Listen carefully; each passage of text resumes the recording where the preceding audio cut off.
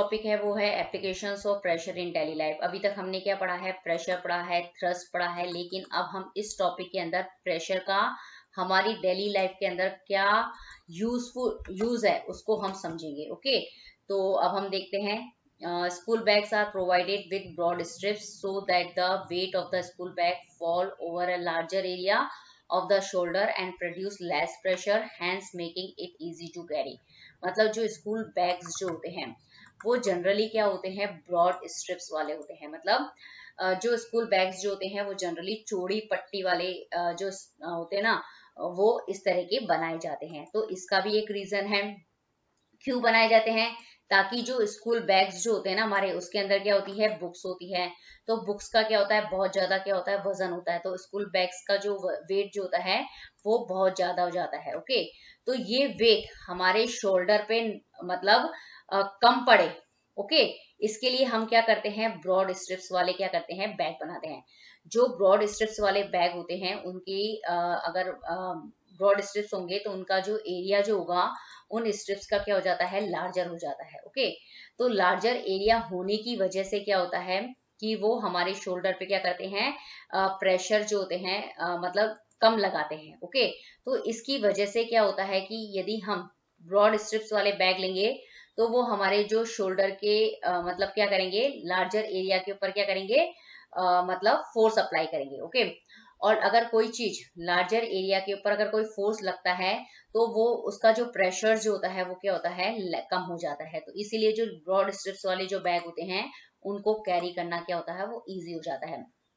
तो आप ये पिक्चर्स में देखेंगे कि ये जो एक स्कूल बॉय है, इसका जो बैग देखेंगे आप कितना इसको हैवी दिख लग रहा है। तो आपको इसको फेस से ही आपको पता चल रहा है यहाँ पे क्यों लग रहा है इसको स्कूल बैग हैवी, क्योंकि इसके अंदर जो स्कूल के बैग के अंदर जो इसकी किताबें रखी ना, तो इसकी इतनी बुक्स इतनी हैवी है कि इसका स्कूल बैग जो होता है वो जनरली क्या है, इसकी वजह से क्या हो गया है, हैवी हो गया है। दूसरा रीजन है कि इसने जो बैग उठा रखा है उसकी स्ट्रिप्स जो है वो क्या है, काफी पतली है। ओके, तो ये एक दूसरा रीजन है। ओके, इसीलिए ये बच्चा जो है इस बैग को क्या है, इजी वे में कैरी नहीं कर पा रहा है। यहाँ पे ये बताया गया है कि ये जो ब्रॉड स्ट्रिप्स होती हैं उसका एरिया जो होता है वो लार्जर है, और जो पतली स्ट्रिप्स वाले बैग होते हैं उनका एरिया जो होता है वो स्मॉलर होता है। क्लियर, अब हम इसको समझते हैं। यहाँ पे यही समझाया गया है कि ये अगर आप ब्रॉड स्ट्रिप्स वाला बैग लेते हैं तो ये उसका जो एरिया जो होता है ना वो ज्यादा होता है। क्लियर, और जो नैरो स्ट्रिप्स वाले बैग होंगे उसका जो एरिया जो होगा वो कम होगा। ओके, तो अब स्ट्रिप्स को मतलब ब्रॉड लो या थिन लो, इससे क्या फर्क पड़ता है। तो इसमें यही समझाया गया कि यदि आप ब्रॉड स्ट्रिप्स लेते हैं तो उसका एरिया क्या हो गया है, लार्जर हो गया। मतलब लार्जर एरिया कैसे हुआ, इसकी लेंथ भी मतलब इसकी जो ब्रेड्थ है वो क्या है, चौड़ी ज्यादा है। तो ओके, और इसकी ब्रेड्थ कम है, तो नेचुरल जो है जिसकी लेंथ इक्वल ही है लेकिन इसकी ब्रेड्थ ज्यादा होने की वजह से इसका एरिया जो है वो ज्यादा हो गया और इसका जो है नैरो का कम हो गया है। क्लियर, अब क्या होता है कि अगर आप मतलब ब्रॉड स्ट्रिप्स वाले बैग लिए हैं तो इसका एरिया ज्यादा है, तो उसके ऊपर क्या होगा, बुक्स के ऊपर जो मतलब उस स्ट्रिप्स के ऊपर बुक्स की वजह से जो लगने वाला वेट जो था ना, लगने वाला जो वेट जो कि फोर्स होता है वो क्या हो जाता है, कम हो जाता है। ओके, मतलब कम हो जाता है, कम हो जाता है। इस वजह से क्या होता है कि मतलब एरिया ज्यादा होने की वजह से क्या होगा कि फोर्स जो होगा वो कम अप्लाई होगा और इसकी वजह से वो उसके शोल्डर पे क्या होगा, वो मतलब प्रेशर कम वो उसको क्या होगा, फील होगा। अगर आप यही बैग नैरो स्ट्रिप्स वाले लेते हैं तो नैरो स्ट्रिप्स में क्या होगा कि उसका जो एरिया जो होता है मतलब एरिया कम होगा। एरिया कम होने की वजह से क्या होगा, इसके ऊपर बुक्स की वजह से जो लगने वाला फोर्स जो है आप देख रहे हैं कि इसमें उसको ज्यादा लगेगा और ज्यादा लगने की वजह से क्या होगा, प्रेशर जो होगा वो ज्यादा हो जाएगा। कुल मिला के कहने की बात ये है कि जो ब्रॉड स्ट्रिप्स वाले जो बैग होते हैं उनका एरिया जो होता है वो ज्यादा होता है। ब्रॉड स्ट्रिप्स का जो एरिया होगा वो ज्यादा होगा, ज्यादा होने की वजह से जो फोर्स जो होगा वो क्या होगा, उसके अंदर कम हो जाएगा शोल्डर के ऊपर, और फोर्स यदि कम हो गया तो प्रेशर्स जो होगा वो क्या हो जाता है, शोल्डर के ऊपर कम हो जाता है। क्लियर, तो इसके अंदर यही इसका अपोजिट है कि यदि आप नैरो स्ट्रिप्स वाला बैग लेते हैं तो उसके अंदर क्या होता है कि उसका ये नैरो स्ट्रिप्स का मतलब उसका जो एरिया है उस स्ट्रिप्स का वो कम है। कम होने की वजह से जो फोर्स जो है बुक्स की वजह से जो फोर्स लग रहा है उस नैरो स्ट्रिप्स के ऊपर वो क्या हो जाएगा, ज्यादा हो जाएगा, और ज्यादा होने की वजह से क्या होगा, प्रेशर भी क्या होगा, ज्यादा हो जाएगा। कुल मिला के सारी जो बात है वो इस चीज से रिलेटेड है क्योंकि जो प्रेशर्स जो होता है वो फोर्स से क्या होता है, फोर्स के डायरेक्टली प्रोपोर्शनल होता है, और एरिया के प्रेशर जो होता है वो जो एरिया होते हैं उसके इनवर्सली प्रोपोर्शनल होता है। हमने क्या करा है, ब्रॉड स्ट्रिप्स वाला बैग बनाया है। तो ब्रॉड स्ट्रिप्स वाला बैग बनाने का मतलब ये है कि हमने एरिया को बढ़ा के क्या करा है, फोर्स को क्या कर दिया है, कम कर दिया है, और फोर्स को कम करके हमने क्या करा है, शोल्डर के ऊपर जो है वो प्रेशर जो पड़ने वाला है उसको हमने क्या कर दिया है, कम कर दिया है। तो इससे जो कोई भी स्कूल का बच्चा जो होगा वो अपने स्कूल बैग को मतलब कितना भी हैवी स्कूल बैग हो उसको क्या है, इजी वे में उठा सकता है। सिर्फ हमें क्या करना है, उसके स्ट्रिप्स जो स्कूल बैग की जो स्ट्रिप्स होगी उसको क्या करना है, ज्यादा से ज्यादा चौड़ा बनाकर। ओके, तो ये इसका प्रेशर का पहला यूज है। ओके, अब इसका सेकंड यूज है मतलब प्रेशर का, the base of high buildings is made wider to spread the weight of the whole building over a large surface area due to which less pressure act on the ground. इसमें ये बताया गया है कि जो high building होती है, ऊंची ऊंची बिल्डिंगें होती हैं, उनका जो बेस जो होता है वो चौड़ा क्यों बनाया जाता है। चौड़ा इसलिए बनाया जाता है ताकि मतलब जो वो बिल्डिंग जो होती है, ताकि वो जो पूरी जो हाई बिल्डिंग है, पूरी की पूरी होल बिल्डिंग का जो वेट जो है वो किसके ऊपर गिरे, लार्ज सरफेस एरिया के ऊपर गिरे। ओके, यदि सरफेस लार्ज सरफेस एरिया के ऊपर यदि पूरी बिल्डिंग का वेट गिरेगा तो उससे क्या होगा कि उस बिल्डिंग के कारण जो ग्राउंड पे लगने वाला जो है वो प्रेशर जो है वो क्या हो जाएगा, कम हो जाएगा, और वो बिल्डिंग जो होगी वो मतलब स्टेबल रहेगी। ओके, तो यहाँ पे यही बताया गया है कि ये जो बिल्डिंग, सपोज ये जो बिल्डिंग का जो बेस है हमने क्या करा है, चौड़ा बनाया है। ओके, तो चौड़ा बनाने के कारण क्या है कि ये क्या है, उस बिल्डिंग का क्या है, फाउंडेशन है या बेस है। ओके, तो इसके ऊपर बिल्डिंग पूरी की पूरी क्या है, ये बेस है बिल्डिंग का, इसके ऊपर पूरी बिल्डिंग बनी हुई है। तो उस बिल्डिंग के कारण जो इसके ऊपर ये जो फोर्स लग रहा है वो क्या हो जाएगा, अगर सरफेस एरिया ज्यादा हो जाएगा, सरफेस एरिया ज्यादा लेंगे हम, तो वो क्या होगा कि वो जो फोर्स जो होगा वो क्या हो जाएगा, इस बिल्डिंग के ऊपर कम पड़ेगा, और बिल्डिंग के अगर ऊपर फोर्स कम पड़ेगा तो क्या होगा कि जो जमीन जो है इसके नीचे उसके ऊपर क्या होगा, प्रेशर जो होगा वो कम हो जाएगा। तो कुल मिला के यहाँ पे यही समझाया गया है कि जो हाई बिल्डिंग जो होती है उसका बेस जो है, उसका जो बेस का जो एरिया होता है उसको हम क्या करते हैं, बढ़ा देते हैं, मतलब ज्यादा कर देते हैं। ज्यादा करने की वजह से क्या होता है कि उस बेस के ऊपर जो बिल्डिंग बनी है उसके कारण जो लगने वाला फोर्स जो होगा उससे क्या हो जाएगा, कम हो जाएगा, और उस मतलब बिल्डिंग के फोर्स कम होने की वजह से क्या होगा कि जो ग्राउंड के ऊपर जो प्रेशर पड़ता है उस बिल्डिंग के कारण वो भी क्या हो जाएगा, कम हो जाएगा, और वो बिल्डिंग जो होगी काफी टाइम तक क्या रहेगी, स्टेबल रहेगी। ओके, तो उसको मतलब इसीलिए इसी मतलब प्रेशर के मतलब को कम करके हम क्या करते हैं, बड़ी बड़ी जो है वो बिल्डिंगों का क्या करते हैं, वो मतलब बनाते हैं। सिर्फ इसमें जो बिल्डिंग जिस बेस पे बन रही है उस बेस का क्या करते हैं हम, जो सरफेस एरिया जो होते हैं वो ज्यादा रखते हैं। क्लियर, तो इसमें ये समझाया गया है। तो ये आपको ये पिक्चर से आपको अच्छे से समझ में आ जाएगा, ये एक बहुत ही ऊंची बिल्डिंग है ये वाली। ओके, और आप यहाँ पे ये देखेंगे कि ये जो बिल्डिंग जिसकी बनी हुई है तो ये उसका क्या है, बेस है। ओके, ये वाला जो है वो उसका बेस है। तो आप देखेंगे कि जिस जिस बेस के ऊपर ये बिल्डिंग खड़ी है, मतलब जिस फाउंडेशन के ऊपर ये बिल्डिंग खड़ी है ये काफी ब्रॉड है, ये यहाँ से लेके यहाँ तक है। ओके, तो इसकी वजह से क्या है कि इस बिल्डिंग के कारण मतलब ये जो बेस जो है इस बिल्डिंग का, उसका जो सरफेस एरिया जो है वो बहुत ज्यादा है, इसका सरफेस एरिया जो है वो बहुत ज्यादा है, और सरफेस एरिया ज्यादा होने के कारण क्या होगा कि ये जो बिल्डिंग जो क्या कर रही है इसकी पर फोर्स लगा रही है वो क्या हो जाएगा, मतलब कम हो जाएगा। ओके, और फोर्स को हम कम कर देते हैं तो प्रेशर जो होता है वो ऑटोमेटिक क्या हो जाता है, कम हो जाता है। तो मतलब प्रेशर को हमने सरफेस एरिया को बढ़ा के मतलब क्या किया है, फोर्स को कम किया है, और फोर्स को कम करके हमने क्या किया है, प्रेशर को कम किया है। क्लियर।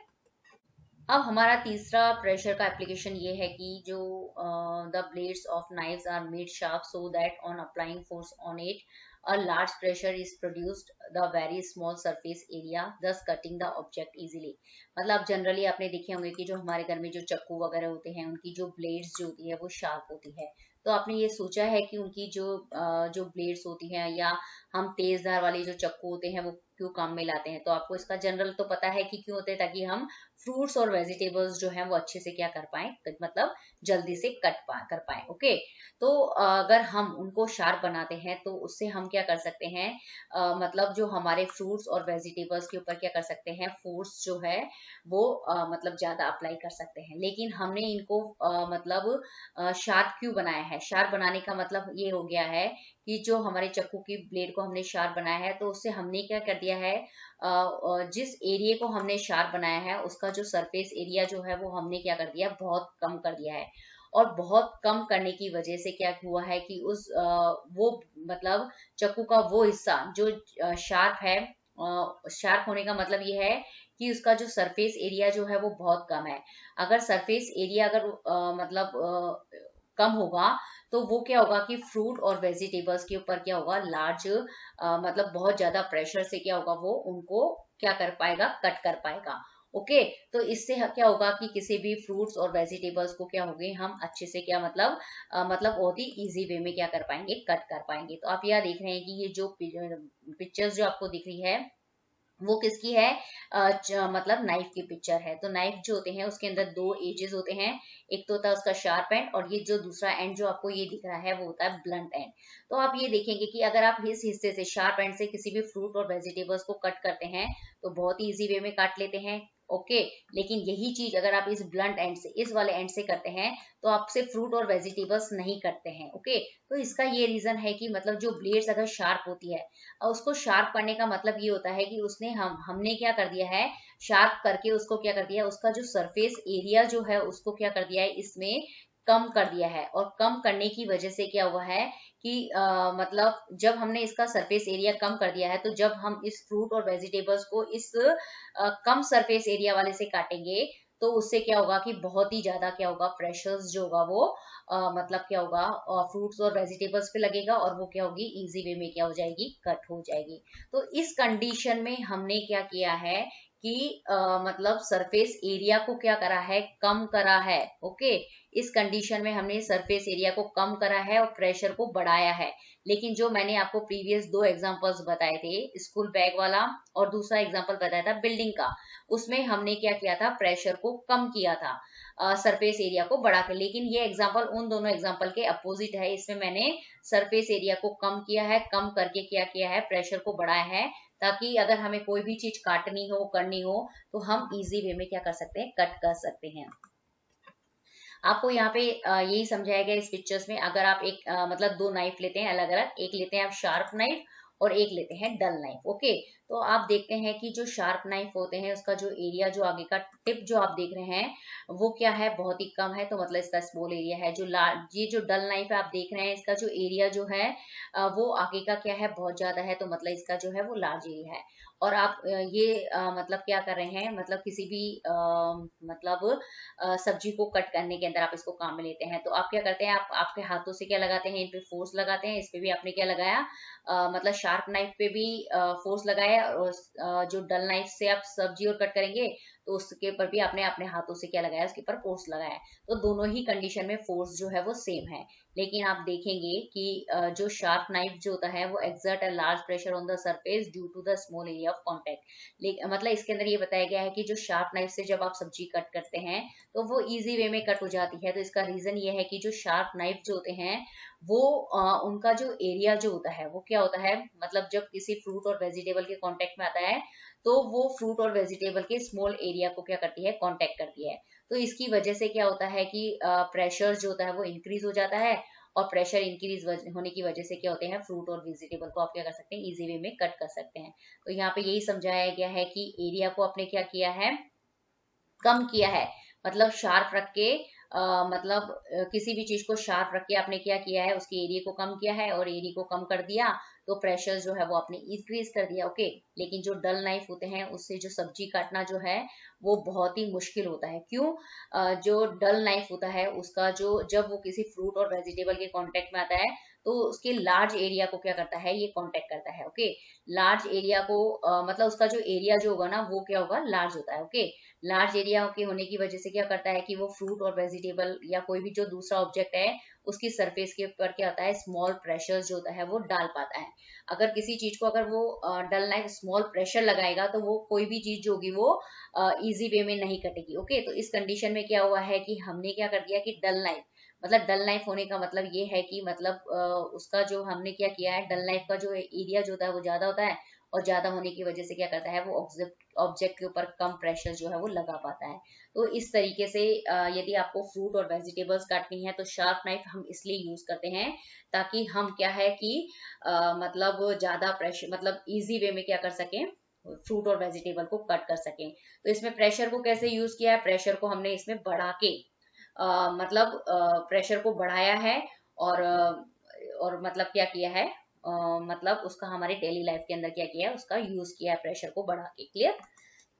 अब यहाँ पे यही एक चीज आपको यही बताई गई है, यहाँ पे इस पिक्चर्स में ये एक पेंसिल आपको दिखाई गई है। ये जो पेंसिल्स जो होती है इसके दो एंड्स होते हैं, ये पहला एंड, ये दूसरा एंड। ओके, तो ये जो पेंसिल जो होती है इसका टिप वाला पोर्शन है, और ये जो उसका है वो मतलब दूसरा पोर्शन। ओके, तो ये बताया गया है कि टिप ऑफ पेंसिल है स्मॉल सरफेस एरिया, मतलब किसी भी पेंसिल का जो टिप होता है उसका जो सरफेस एरिया जो होता है वो क्या होता है, कम होता है। तो मतलब ये किसी भी चीज के कांटेक्ट में आएगी ना, तो मतलब उसके मतलब जो कांटेक्ट एरिया जो होगा वो क्या होगा, स्मॉल होगा। लेकिन जब आप देखते हैं तो ये जो पेंसिल जो होती है उसका ये जो पेंसिल एंड जो है वो आपको जो दिख रहा है इसका क्या है, लार्ज सरफेस एरिया है। क्लियर।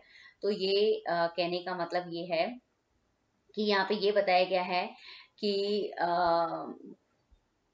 ये बताया गया है कि जैसे आप पेंसिल को आपने इस तरीके से पकड़ा हुआ गया है, तो मतलब ओके, तो ये जो अगर जिस मतलब एंड के ऊपर हमारी मतलब जो इसका पेंसिल का टिप है वो क्या होता है कि मतलब हमारी फिंगर के ऊपर क्या लगाता है, ज्यादा फोर्स लगाता है।